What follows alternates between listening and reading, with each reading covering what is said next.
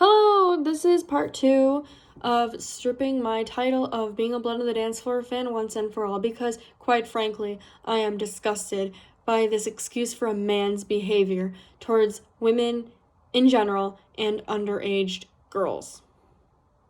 I'm disgusted. And quite frankly, I don't give a shit what he has to say to try and back himself up or try and make himself look like the victim here, because he's not the victim. He's made 21 victims just because of his selfish acts, just because he would want to get off. Come on. These are children that we are talking about here, as young as 10 years old. As young as 10 years old that he's been doing this. 10-year-old, there's a 12-year-old, there's 14-year-olds, there's 15-year-olds, all the way up to 17. That shit's not, like, when I first heard an accusation about Dahvie, when I was younger, and I heard an accusation, I'm like, okay, what does he have to say about it? And quite frankly, I don't give a shit what he has to say. Because you got 21 people against one. You got well more than 21 people against one. Even his ex-bandmates. Javon Monroe is speaking out. People that he has toured with, like Ash Costello from New Year's Day. Jeffree Star is speaking out.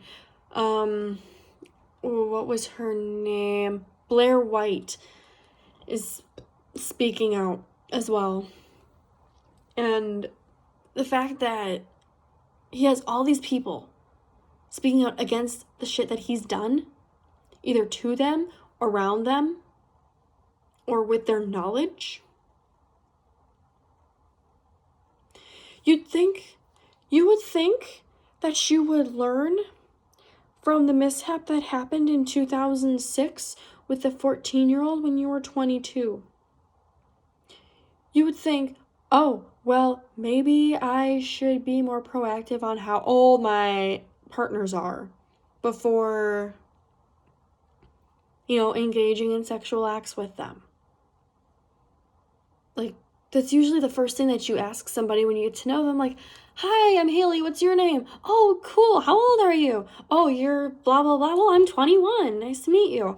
That's usually what you do when you meet somebody. But with this, I believe that he knew the age of his victims, but just didn't give two shits.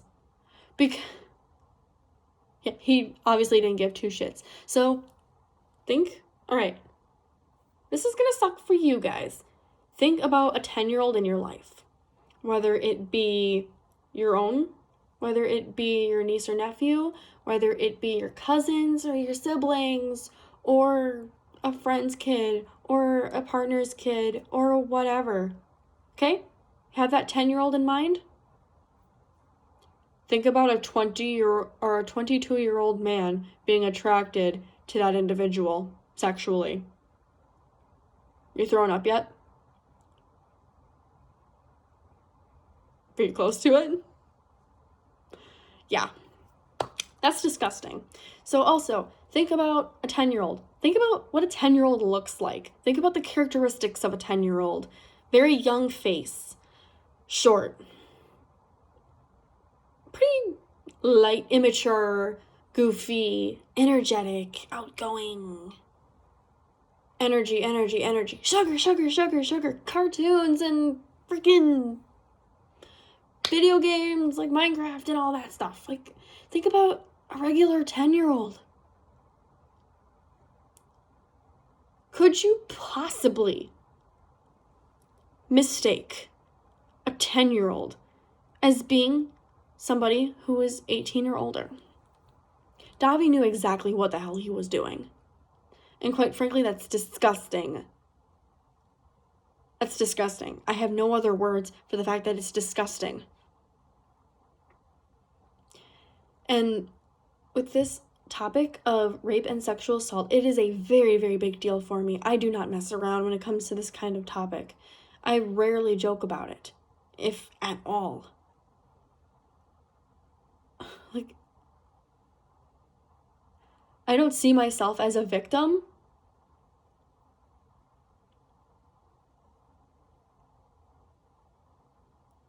Nobody should see themselves as a victim. But quite frankly, I know I'm saying that term a lot. This kind of topic is a very difficult topic to talk about for a lot of people because you never know who has been assaulted. You never know who has been hurt in the past, that they're never able to trust anybody ever again. And with all of these individuals who have been assaulted by Dahvie, just the sole thought that he hasn't been arrested is a very scary thing. Because, first of all, if you are one of Dahvie's victims or if you've been involved with him, I know you'll understand this next part. It is terrifying to know that your abuser is out there somewhere and that one day they could just pop right back. People who have been abused, whether it's sexually, physically, emotionally, it's very, very stressful to think that one day your abuser will come back and do the same damn thing. That's why survivors of rape trauma have flashbacks, that they have night terrors, they have all of this stuff that they have to deal with. It's irrational. It's stupid that our brain is just wired like, we got hurt, everybody's bad. What?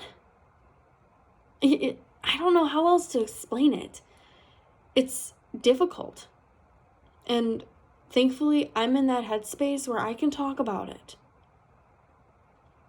People push me to talk about things like this, but sometimes that time is not right. When a rape joke is made, when it gets explicit, when it gets too much, it's very uncomfortable to talk about.